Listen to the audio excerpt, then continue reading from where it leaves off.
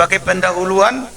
Jadi kisah Rasul ini kitab yang luar biasa. Di sini nanti kita akan melihat bagaimana pekerjaan Roh Kudus luar biasa di tengah-tengah gereja Tuhan. Dan harapannya ini yang boleh terjadi. Ya, umat Tuhan tidak boleh kendor dari pekerjaan Roh Kudus. Nah, namanya Kisah Para Rasul. Penulisnya adalah Lukas. Itu di Lukas 1 ayat 1 di sana Theophilus menulis yang pertama. Lukas menulis kitab itu kepada Theophilus yang pertama. Lalu yang kedua di kitab ini. Nah, sifat kitab ini adalah menceritakan sejarah gereja mula-mula. Ya, walaupun memang situasi dan konteks berubah, tapi setidaknya ada banyak hal-hal positif bagaimana gereja mula-mula itu, saudaraku. Ya. Juga sejarah bagaimana para rasul, para murid mengalami dinamika yang luar biasa dalam penginjilan, dalam pelayanan misionari. Nah, di sini banyak kita mencatat nanti. Ya, penulisannya di abad pertama, di akhir abad pertama sekitar 80 sampai 90 Masehi, Bapak Ibu. Jadi abad pertama masih. Jadi kalau Yesus itu meninggal dan naik ke surga itu sekitar tahun 30-35 Masehi. Jadi ini lebih kurang ya 40 tahun berikutnya, ya. Jadi enggak terlalu jauh peristiwa ini dari kisah lahirnya, bangkitnya, mati, bangkit dan naiknya Yesus ke surga. Masih ada satu abad yang pertama. Ada pasal sebanyak 28, ya, sambil diingat-ingat, gitu ya. Satu waktu ada manfaatnya. Supaya pengetahuan kita juga bertambah. Dengan semakin luas pengetahuan, pemahaman lebih mudah, Bapak Ibu. Yang bilang pengetahuan itu tidak perlu siapa bilang. Ya, makin sedikit yang kita tahu, makin sedikit yang bisa kita pahami. Karena pemahaman akan menjadi luas, semakin terbuka, ya kan, link berhubungan satu dengan lain, maka semakin mantap, saudara. Kalau wawasan kita, pengetahuan kita luas. Itu makanya orang sekolah, orang kuliah, supaya wawasannya luas, saudara. Beda kalau orang nggak sekolah misalnya, bukan tidak boleh saja, tapi pasti beda cara berpikirnya, saudara. Nah, jadi harapannya kalau kita sudah punya sekolah yang baik, kita harus punya wawasan yang luas, yang baik, cara berpikir yang baik. Jangan sama dengan orang yang tidak punya sekolah.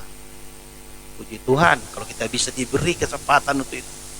Banyak orang yang tidak punya kesempatan.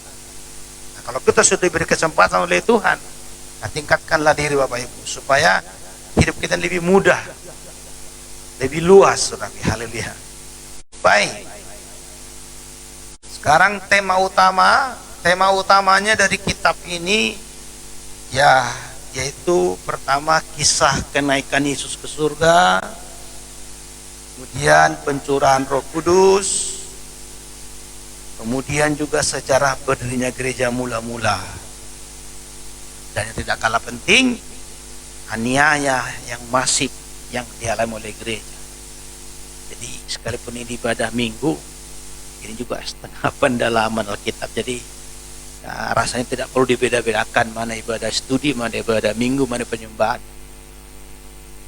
Bisa saling masuk, saudara. Ya, haleluya.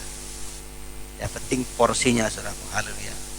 Jadi penekanannya bukan berapa kali, ya, tetapi kembali tadi itu bobotnya yang penting, saudara. Haleluya.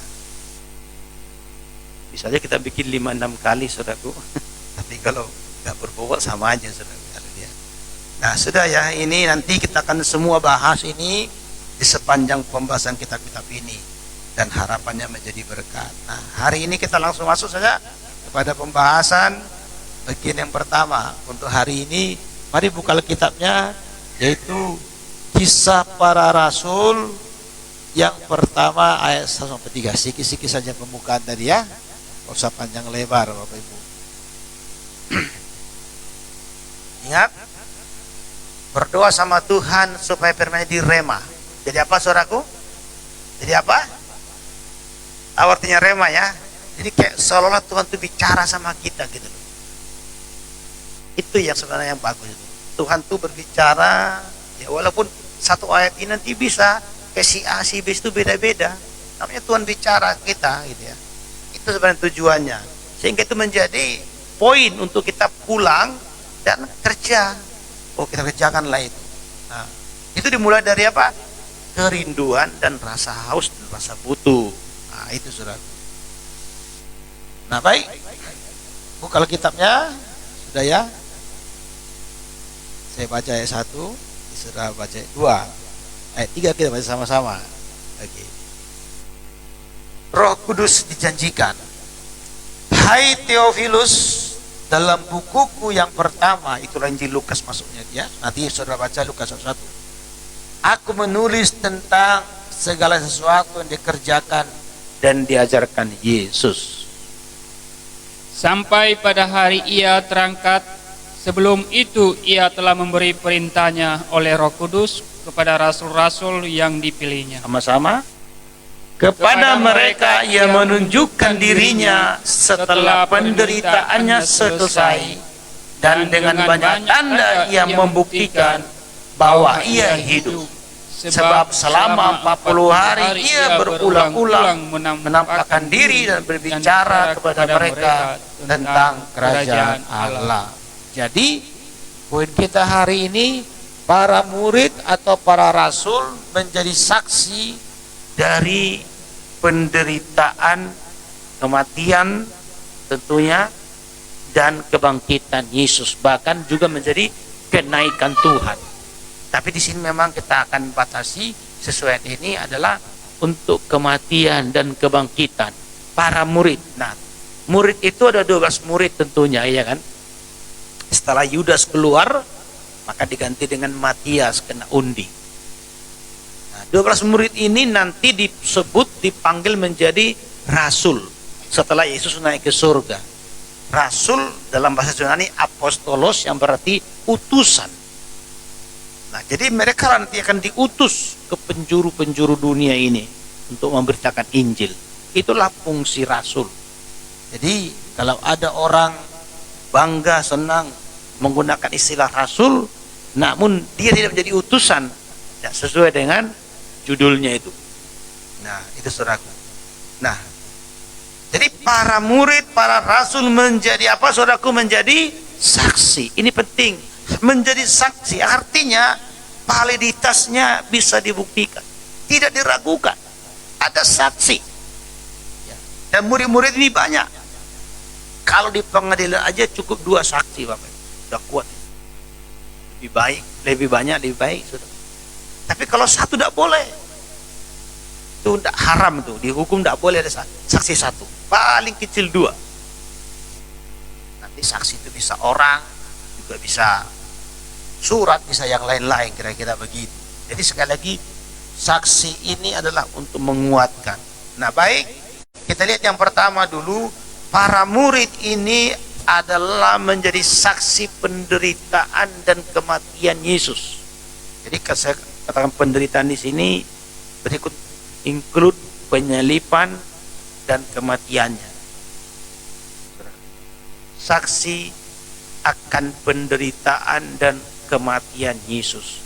Sehingga belakangan kan muncul ada namanya Injil Barnabas. Injil Barnabas itu jangan salah ya, walaupun ada seorang murid Tuhan bernama Barnabas, bukan berarti Injil Barnabas itu punya orang Kristen, tidak. Injil Barnabas itu karangan dari agama lain yang mencomot menggunakan salah seorang murid Tuhan, pengikut Tuhan, Barnabas itu. Tujuannya apa? Untuk mengaburkan sejarah. Karena di Injil Barnabas itu dikatakan Yesus tidak mati, Yesus tidak disalibkan. Yang disalibkan itu yang sama, yang mirip dengan dia. Di waktu Yesus mau ditangkap, dia dilarikan katanya. Itu kan tidak sesuai dengan Injil yang sudah kita pahami selama ini. Itu untuk dibuat untuk membela agama tertentu. Karena di agama itu dikatakan Yesus enggak mati. Bahaya. Bagi kita Yesus harus mati. Karena kalau dia mati tidak terjadi penebusan dosa, Bapak Ibu. Karena dia adalah bagaikan darah anak domba Allah menggantikan darah domba-domba yang dulu di zaman Taurat itu dikorbankan. Nah, saudara, jadi Yesus menderita, mati, dan nanti bangkit. Nah, jadi para murid-murid, perhatikan ini poinnya untuk kita, dia saksi yang melihat dan selanjutnya menjadi saksi yang mengalami. Nah, ini para murid adalah saksi yang melihat penderitaan Yesus dan selanjutnya menjadi saksi yang mengalami penderitaan oleh karena nama Yesus. Dia tidak hanya melihat tapi juga mengalami. Demikian dengan kita. Kita tidak hanya membaca di Alkitab ini Yesus menderita, Yesus disalib. Tidak. Itu oke, bagus. Tapi selanjutnya kita harus menjadi saksi yang juga mau mengalami penderitaan oleh karena nama Tuhan. Amin, saudaraku. Ini tadi katakan tadi, kepada murid-muridnya ia menunjukkan selama berapa hari? 40 hari. Dia buktikan dirinya hidup, sudah bangkit. Sehingga nanti informasi-informasi yang datang belakangan yang macam-macam itu kita tolak dengan mudah. Karena Yesus tidak diam-diam dia mati, dia tidak di kamar gelap, bangkit juga tidak di kamar gelap, naik di sorga pun tidak diam-diam yang katanya, tapi ada saksinya, ratus bahkan ribuan orang. Nah, bagi kita poinnya yang pertama hari ini, kita tidak sekedar saksi yang membaca Alkitab perihal penderitaan Yesus. Orang Kristen sudah cukup kreatif. Ada film kelahiran Yesus, ada film The Passion, kematian Yesus, ada kebangkitan, ada naik, ada rapture, ada lain-lain. Ya, di zaman sekarang udah sangat orang sangat kaya dengan kreativitas. Tapi sekali lagi itu semua tidak cukup. Yang lebih penting di atas segalanya adalah kita harus menjadi saksi yang mengalami. Apa, saudaraku? Saksi yang mengalami. Karena kalau kita tidak mengalami pengalaman Yesus, penderitaan dan kematian Yesus ini dalam hidup kita, kita tidak punya andil dalam kerajaan Allah. Nah, coba kita baca dulu, saudaraku. Filipi 1:28-29. Sama-sama 32 ya. Dengan tiada digentarkan sedikit pun oleh lawanmu. Bagi mereka semua itu adalah tanda kebinasaan, tetapi bagi kamu tanda keselamatan, dan itu datangnya dari Allah. Sebab kepada kamu dikaruniakan bukan saja untuk percaya kepada Yesus, melainkan juga untuk menderita untuk Dia. Penderitaan untuk Yesus, menderita oleh karena nama Yesus, bagi dunia itu kebodohan, itu kebinasaan. Tetapi bagi kita itu adalah tanda keselamatan. Sebab, baca baik-baik saudaraku, sebab kepada kamu dikaruniakan bukan saja untuk percaya. Yohanes 3:16 kan? Karena begitu besar kasih Allah supaya setiap orang yang percaya kepadanya tidak binasa. Itu ayat mantap. Kalau mau percaya Yesus harus selamat, betul. Tapi nggak hanya satu ayat itu katanya, bukan hanya itu, masih perlu juga kita menderita. Kalau mau percaya Yesus tapi tidak mau menderita, nonsen, saudaraku. Berani percaya sama Yesus, mau terima keselamatan, mau terima surga lewat iman kepada Yesus, maka harus terima konsekuensinya. Ada konsekuensi, yaitu apa? Mau menderita buat Dia. Itu kan kita lihat di kisah para rasul. Dan itu kita sudah cuplik kemarin di ibadah malam kah itu, saudaraku? Ibadah minggu, saya lupa, saudaraku. Bagaimana ketika murid-murid itu Petrus dilepaskan dari penjara, diancam, ditekan, itu tidak membuat mereka lari gentar. Malah mereka apa? Berdoa, Tuhan berilah kami keberanian. Karena di kota yang telah berkumpul Pilatus, Herodes, penguasa-penguasa, dan lihatlah mereka mengancam kami Tuhan, maka beri kami keberanian. Ada kala tanda-tanda mukjizat. Itulah orang yang percaya kepada Yesus, siap bayar harga. Yaitu apa? Sampai kita pun mengalami penderitaan oleh karena nama Tuhan, karena menyenangkan hati Tuhan. Jangan dibalik-balik demi kesenangan kita selesai, hati Tuhan kita dukakan. Baik, menyenangkan hati Tuhan yang paling utama. Tidak peduli apa itu risikonya bagi kita, saudaraku. Ya. Itulah yang dilakukan oleh Yesus. Demi dia menyenangkan hati Bapa di surga. Tidak peduli apa yang terjadi kepada dirinya. Bahkan sampai dia harus mati di kayu salib. Nah, saya katakan ini perlu supaya saudara punya iman yang kokoh dan kuat. Tahun 2023 sekali lagi, itu apapun kata orang, ya kalau pun kata orang itu tahun yang keras, yang berat, maka tentunya kita pun harus lebih kuat lagi, saudaraku. Ya, kita nggak boleh kalah, saudaraku ya. Situasi kondisi zaman dunia ini tidak mungkin bisa kita kendalikan, tidak bisa kita kondusifkan, saudaraku, tidak. Dia akan berjalan sesuai dengan iramanya, karena akan digenapi firman Tuhan sampai dunia ini menuju pada kehancuran akhirnya, rusak, rusak, betul-betul rusak sesuai penggenapan firman Tuhan. Nah, itulah iramanya ke sana itu. Tidak akan bisa kita poles-poles bagaimana. Tidak perlu, biarkanlah dia dengan iramanya. Kita yang harus memperlengkapi diri umat Tuhan supaya kita cakap dan kuat mampu melewatinya. Dan hanya firman Tuhan yang bisa mempersiapkan itu, saudara. Maka oleh sebab itu, jangan jadi anak Tuhan yang cengeng. Berani ikut Yesus, harus berani pikul. Pikul apa, saudaraku? Pikul salib. Pikul salib berarti bicara apa? Penyangkalan diri. Penyangkalan diri. Jadi jangan dibalik-balik. Jangan diri yang diutamakan, yang dulukan. Tuhan dibelakangkan. Jangan dibalik-balik. Jadi sebab kepada kamu. Jadi kita baca sama-sama sekali lagi ayat 29 ini 3-2 ya. Sebab kepada kamu dikaruniakan bukan saja untuk percaya kepada Yesus, melainkan juga untuk menderita karena nama Dia, karena pekerjaan Tuhan. Ya, kita harus siap kalau itu seizin Tuhan. Nah, mari kita buka lagi 1 Petrus 4 ayat 1. Tolong dibacakan 1 Petrus 4 ayat 1.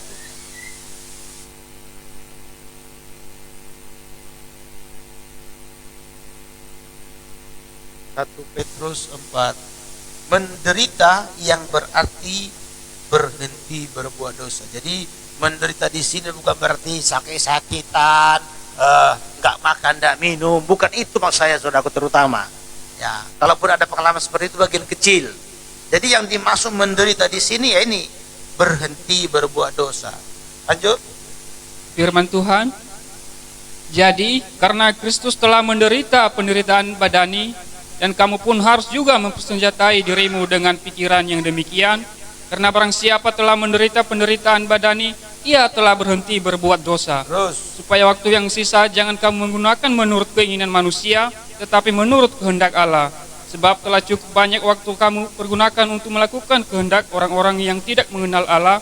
Kamu telah hidup dalam rupa-rupa hawa nafsu, keinginan, kemabukan, pesta pora, perjamuan, minum, dan penyembahan berhala yang terlarang.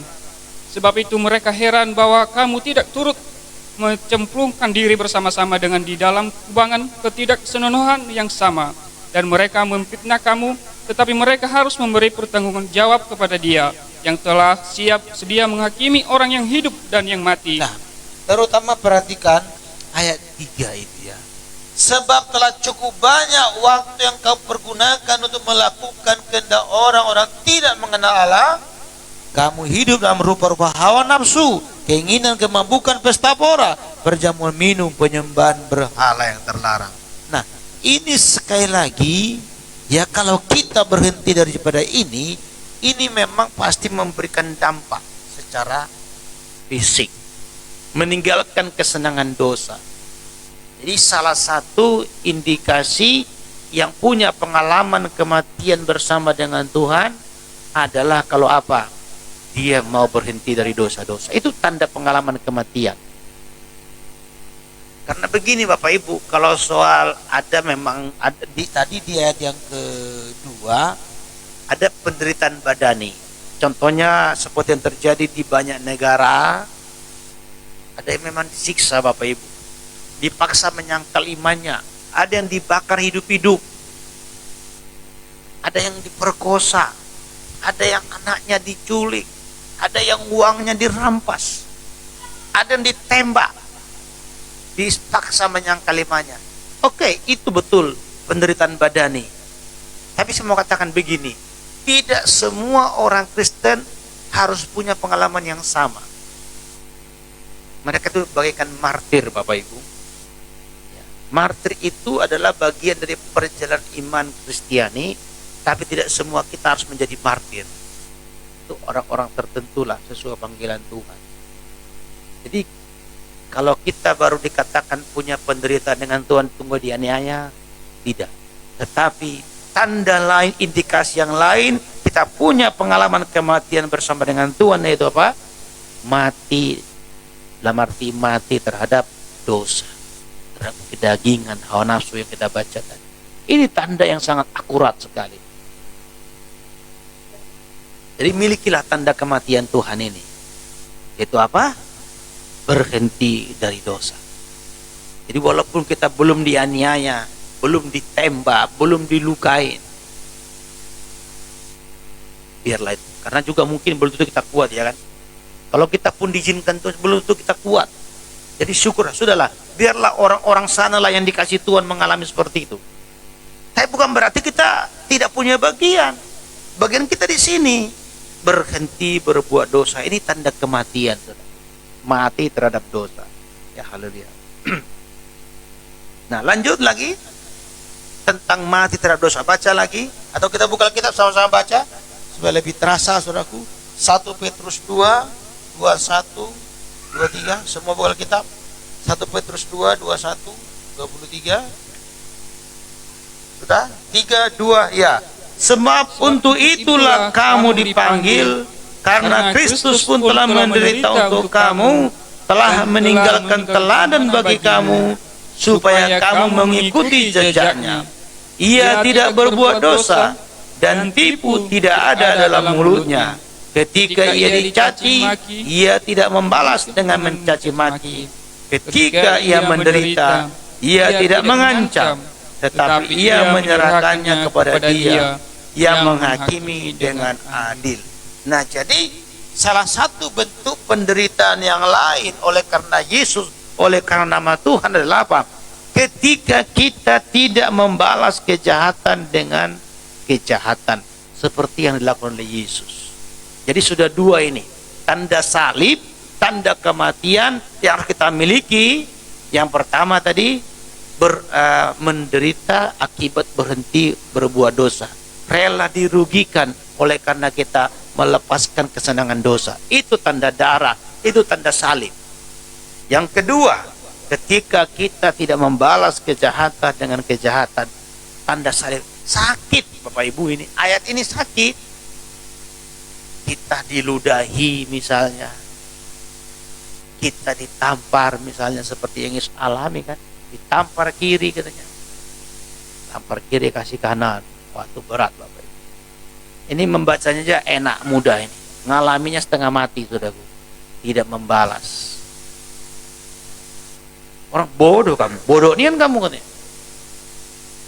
Nah, kalau aku udah kutinju lagi dia tuh. Nah, udah kujambar-jambar rambutnya itu. Gitu kan? Tetapi inilah kasih karunia, saudaraku. Ya, haleluya.